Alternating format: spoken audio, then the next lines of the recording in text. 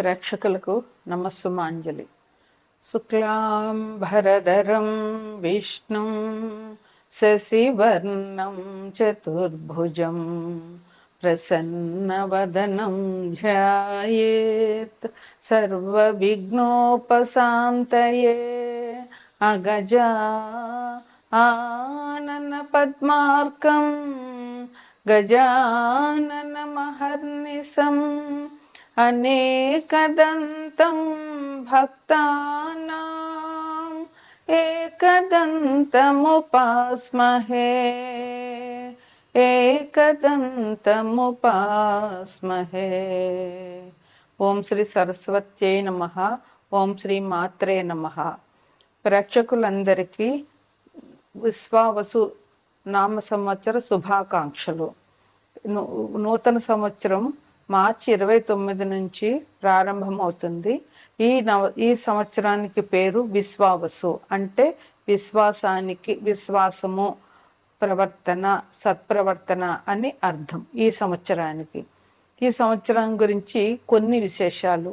ఈ సంవత్సరం మనకి ఉగాది ఆదివారం నాడు మొదలవుతుంది. ఆదివారం అంటే రవివారం, అంటే ఆదివారం నాడు శుక్లపాడ్యం ఏ రోజు మొదలవుతుందో, చైత్ర శుక్లపాడ్యం ఏ రోజు మొదలవుతుందో ఆ రోజుకి అధిపతి అయినటువంటి గ్రహం ఈ సంవత్సరానికి రాజు అవుతారు.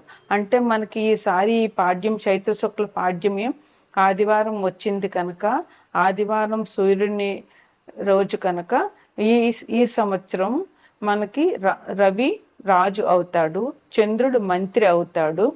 అట్లాగే సైన్యాధ్యక్షుడు, అర్ఘ్యాధిపతి, సస్యాధిపతి, ఈ మూడిటికి కూడా అధిపతి రవిగ్రహమే అవుతారు.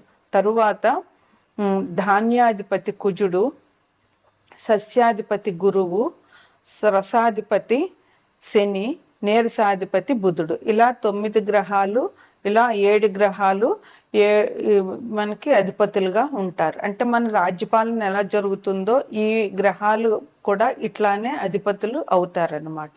అయితే రవి రాజు అయినాడు కనుక, రవి మంచిగా ధర్మానికి, న్యాయానికి ప్రతిరూపంగా ఉంటాడు. ధర్మంగా ఉన్న వాళ్ళకి ఎటువంటి అపకారం చేయడు.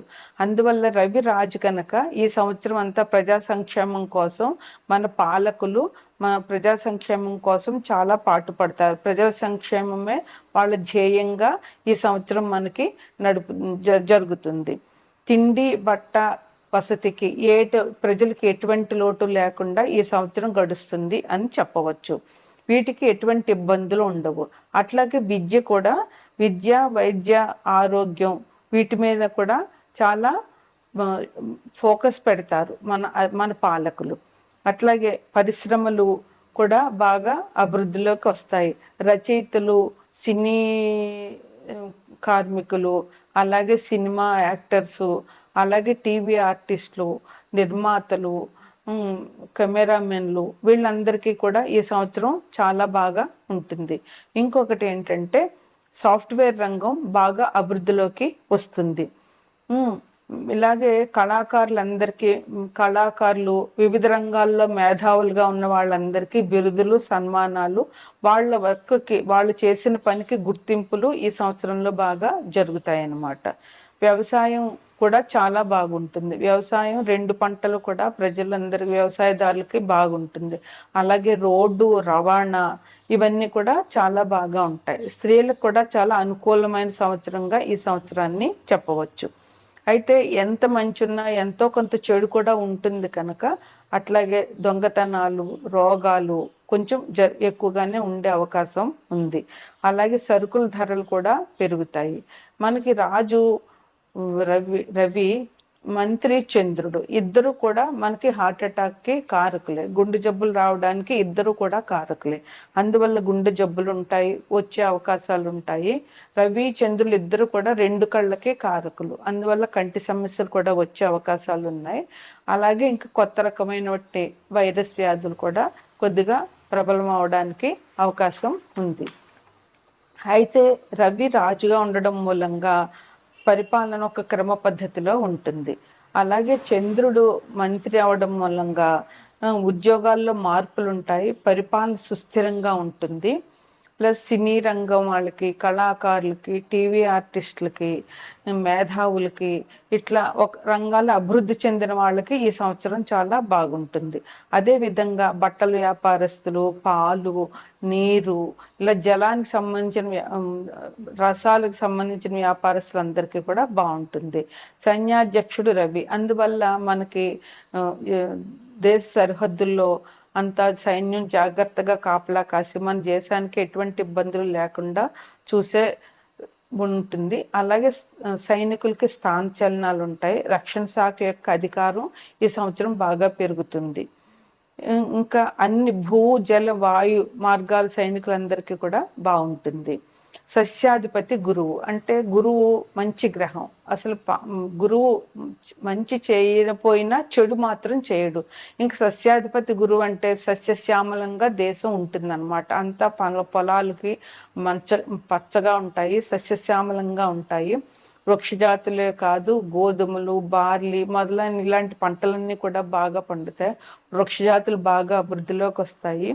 అట్లాగే బులవలు, ఎవలు, శనగలు, పసుపు ఈ రెండు బాగా పండుతాయి ఈ సంవత్సరం. కానీ బంగారం ధర మాత్రం పెరుగుతుంది. ధాన్యాధిపతి కుజుడు, అంటే వ్యవసాయదారులకి బాగుంటుంది. ధాన్యం సమృద్ధిగా దొరుకుతుంది. అలా ఎర్ర ధాన్యాలు అంటే ఏంటి, మిర్చి, ఎండుమిర్చి, కందులు, ఎర్ర కందిపప్పు, వేరుశనగ ఇట్లాంటివి ఈ సంవత్సరం బాగా పెరుగుతాయి. అగ్నియాధిపతి రవి, అన్ని రకాల వస్తువులు కూడా అందుబాటులో ఉంటాయి. నెయ్యి, ఇవి వెన్న, నెయ్యి, నూనె ఇవి ధరలు అదుపులో ఉంటాయి అన్నమాట. అట్లాగే వెండి, బంగారం ఈ లోహాల ధరలన్నీ కూడా పెరుగుతాయి. మేఘాధిపతి కూడా రవే, అంటే మనకి ఈసారి వర్షాలు ఎక్కువగా పడే అవకాశం ఉంది. ఖండఖండాలుగా వర్షం పడుతుంది అన్నమాట. రసాధిపతి శని, అంటే నెయ్యి, నూనె అన్ని రకాల రసాలకి కూడా నెయ్యి, నూనె, తేనె, బెల్లం ఇట్లాంటి వాటన్నింటికి కూడా శని అధిపతి అవుతాడు ఈసారి. వీటి ధరలు తగ్గి నిలకడగా ఉంటాయి అన్నమాట. నల్లధాన్యాలు, మినువులు, నువ్వులు ఇలాంటివన్నీ బాగా పండుతాయి అన్నమాట. నీరసాధిపతి బుధుడు, అంటే బుధుడు అన్ని రకాలటువంటి ధాన్యాలు, పెసలు, మన అపరాలు ఇవన్నీ కూడా బాగా పండుతాయి. ధరలు అదుపులో ఉంటాయి. సుగంధ ద్రవ్యాలు బాగా పండుతాయి అన్నమాట. ఆయుర్వేద మందులు, బుధుడు మందులకు కూడా కారకుడు కనుక ఆయుర్వేద మందులు, వనమూలికలు ఉంటాయి. స్త్రీలు బంగారం, వెండి వీటి మీద ప్రాధాన్యతనిస్తారు. ఎక్కువగా స్త్రీలు పచ్చ ధరించడానికి ఇష్టపడతారు. బుధుడు పచ్చకి కారకుడు కనుక స్త్రీలు ఎక్కువగా పచ్చ ధరించడానికి ఇష్టపడతారు. అలాగే స్త్రీలకి నోముల మీద, దైవ కార్యాల మీద, వ్రతాల మీద ఆసక్తి పెరిగి అందరూ వాటిని ఆచరించుతారనమాట. ఇక ఈ సంవత్సరంలో వచ్చేటటువంటి గ్రహణాలు, సంపూర్ణ చంద్రగ్రహణం 2 సార్లు ఉంది. అది ఎప్పుడంటే 7/9/2025 ఆదివారం సంపూర్ణ చంద్రగ్రహణం, మళ్ళీ 3/3/2026 సంపూర్ణ చంద్రగ్రహణం. 2 గ్రహణాలు ఉన్నాయి. అలాగే మూఢాలు, గురుమూఢం ఉంది. గురుమూఢం ఎప్పుడంటే 10/6/2025 నుంచి 8/7/2025 వరకు, అంటే ఇంచుమించుగా 1 నెల గురుమూఢం ఉంది. ఈ మూఢంలో అంటే మనకి ఇంచుమించుగా జూన్ నెలంతా పెళ్ళిళ్ళు ఏమీ ఉండకపోవచ్చు. అలాగే శుక్రమూఢం 30/11/2025 నుంచి 13/2/2026, అంటే ఇంచుమించుగా డిసెంబరు, జనవరి, ఫిబ్రవరి 10వ తారీఖు దాకా కూడా ఈ మూఢం, 13వ తారీఖు వరకు ఈ మూఢం, శుక్రమూఢం ఉంటుంది. ఈ సమయంలో కూడా పెళ్ళిళ్ళు జరిగే అవకాశాలు ఉండవు. ఇక ఈ సంవత్సరంలో ముఖ్యంగా గురువు వృషభంలో, మిగతా గ్రహాలన్నీ మన గోచార చక్రంలో ముఖ్యంగా గురువు, శని, రాహువు, కేతువు ఈ 4 గ్రహాలు ఎక్కువ సంవత్సరం ఉంటాయి గోచారంలో. ఎందుకంటే 1 సంవత్సరం పైన ఉంటాయి. శని అయితే 2.5 సంవత్సరాలు ఒకే రాశిలో ఉంటారు. గురువు అయితే ఒక సంవత్సరం పూర్తిగా ఒక రాశిలో ఉంటారు. రాహుకేతులు ఒక సంవత్సరం పైన ఉంటారు. అందువల్ల ఇవే ఏ ఏ జాతకుడికైనా కూడా కొంచెం ఎఫెక్ట్ చూపిస్తాయి. మిగతా గ్రహాలన్నీ చంద్రుడు అయితే 2 రోజుల కంటే ఎక్కడ ఒక రాశిలో ఉండడు. సూర్యుడు 1 నెల కంటే ఎక్కువగా ఏ రాశిలోనూ ఉండడు. ఇంక బుధుడు శుక్రుడు కూడా చాలా తక్కువ టైము. కుజుడు కొంచెం వీళ్ళిద్దరి కంటే ఎక్కువ. అందువల్ల మన జన్మజాతకం మీద ఈ గోచార గ్రహాలు పద్ధతి చూపించేవి ఏంటంటే ఈ గురువు శని రాహువు కేతువుల ఫలితాలే మనకి ఎక్కువగా వస్తుంటాయి. గురువు ప్రస్తుతం వృషభ రాశిలో ఉన్నారు. ఇక్కడ 13/5/2025 వరకు గురువు వృషభ రాశిలోనే ఉంటారు. ఆ తర్వాత వృషభం నుంచి మిథునానికి మారుతారు. మిథునంలో ఎప్పటి వరకు ఉంటారు? 17/10/2025 వరకు ఉంటారు. మళ్ళీ అక్కడి నుంచి వక్రించి వెనక్కి మిథునంలో 17/10/2025 వరకు ఉంటారు. అక్కడి నుంచి కర్కాటక రాశికి వెళ్తారు. యాక్చువల్గా అయితే గురువు మిథునంలో సంవత్సరం వరకు ఉండాలి, కానీ అతిచారం మూలంగా కర్కాటకంలోకి 18/10/2025కి వెళ్ళి అక్కడ 4/12 వరకు ఉండి ఇంచుమించుగా నెల 20 రోజులు అలా ఉండి మళ్ళీ మిథునంలోకి వెనక్కి వస్తారు. 5/12/25కి మిథునంలో ఉండి మళ్ళీ సంవత్సరం వరకు కూడా అక్కడ మళ్ళీ అంటే 2026 13 వరకు కూడా అక్కడే ఉంటారు గురువు. అందువల్ల ఈ గురువు అతిచారం వక్రం మూలంగా మన జన్మజాతకం మీద కొంచెం ప్రభావాలు జరుగుతాయి వాళ్ళకి గురువు ఉన్న స్థానాన్ని బట్టి. అలాగే శని ఉగాది రోజునే మీనంలోకి ప్రవేశిస్తున్నారు. ఈ రాశిలోనే ఆయన 2.5 సంవత్సరాలు ఉంటారు. రాహు 18/5/2025 వరకు మీనరాశిలో ఉంటారు. తరువాత కుంభరాశిలోనికి వస్తారు. అలాగే కేతువు ప్రస్తుతం కన్యా రాశిలో ఉన్నారు. ఇక్కడ 18/5 వరకు అక్కడే ఉంటారు. 18/5 తర్వాత కన్య నుంచి సింహరాశిలోకి రాహు ప్రవేశిస్తారనమాట. రాహుకేతువులు వెనక్కి వెళ్తారు కనుక ఇలా వెనక రాశిలోకి వస్తారనమాట. ఇది విశ్వవసునామ సంవత్సరం యొక్క కొన్ని ప్రత్యేకమైన అంశాలు. ద్వాదశ రాశుల్లో తదుపరి రాశి మకర రాశి. ఈ రాశికి అధిపతి శని భగవానుడు. మకర రాశిలో ఉత్తరాషాఢ 2, 3, 4 పాదాలు, శ్రవణం 1, 2, 3, 4 పాదాలు, ధనిష్ట 1, 2 పాదాలు ఉంటాయి.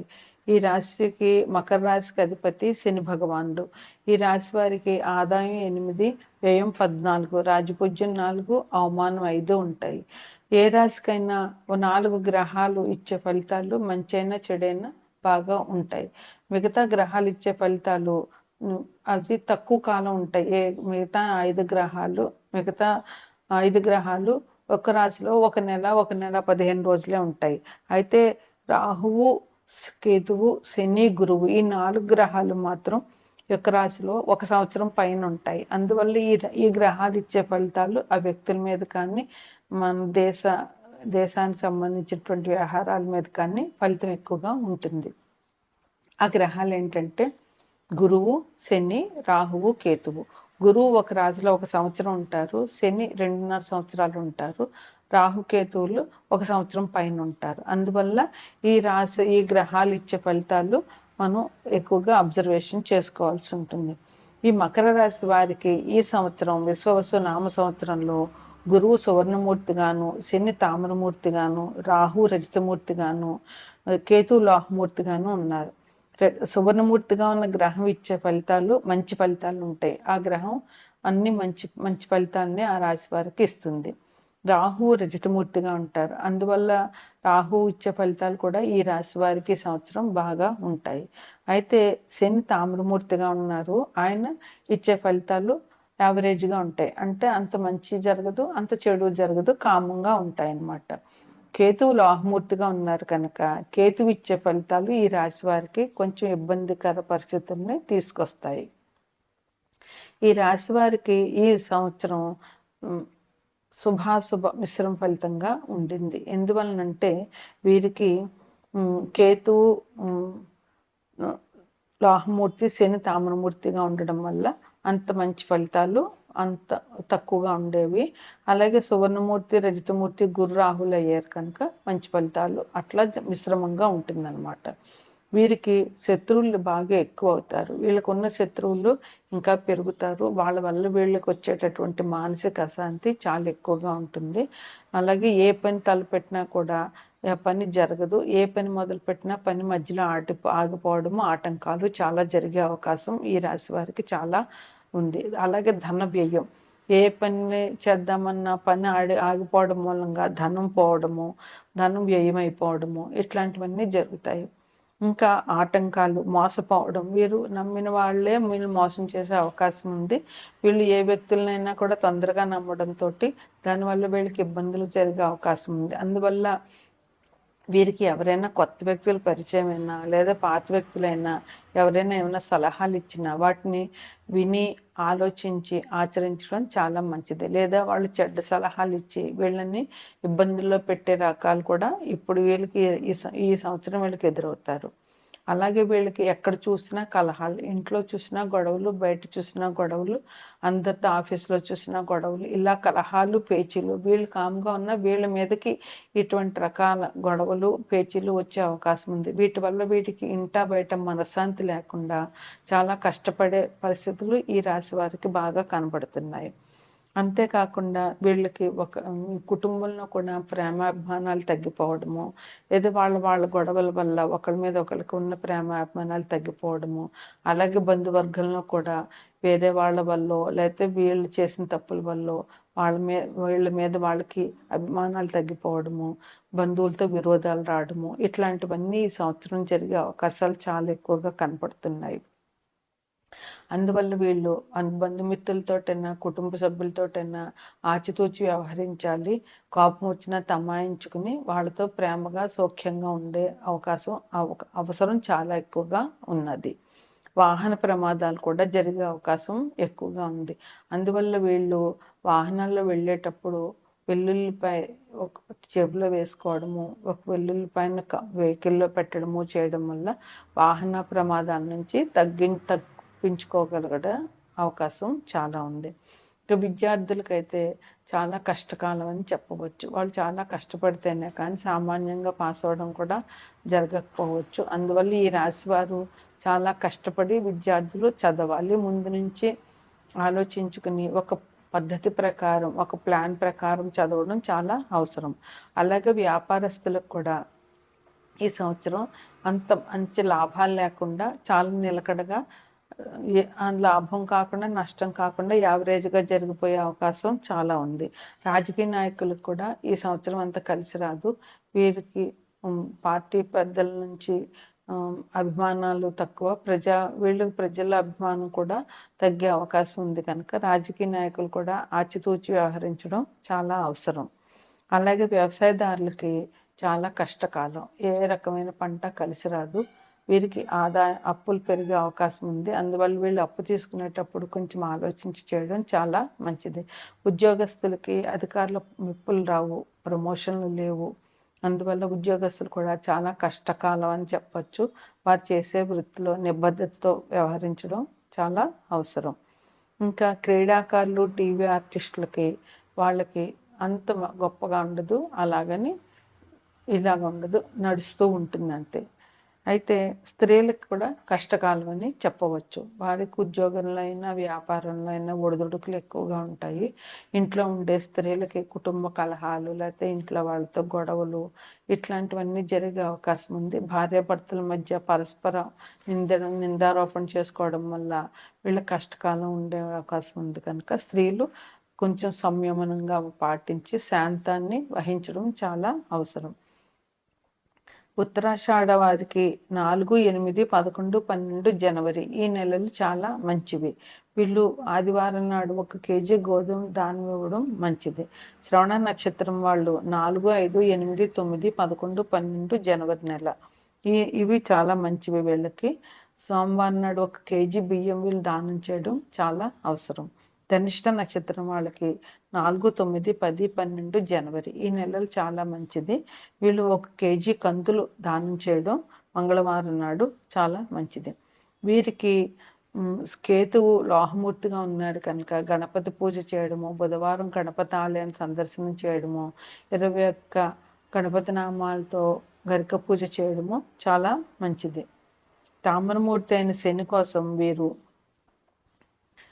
శివాభిషేకం, హనుమాన్ చాలీసా పారాయణ, హనుమాన్ టెంపుల్, వెంకటేశ్వర స్వామి టెంపుల్ దర్శనం చేయడం ఈ రాశి వారికి కొంచెం కష్టకాలం నుంచి తప్పించుకోవడానికి మంచి పరిహారాలని చెప్పవచ్చు.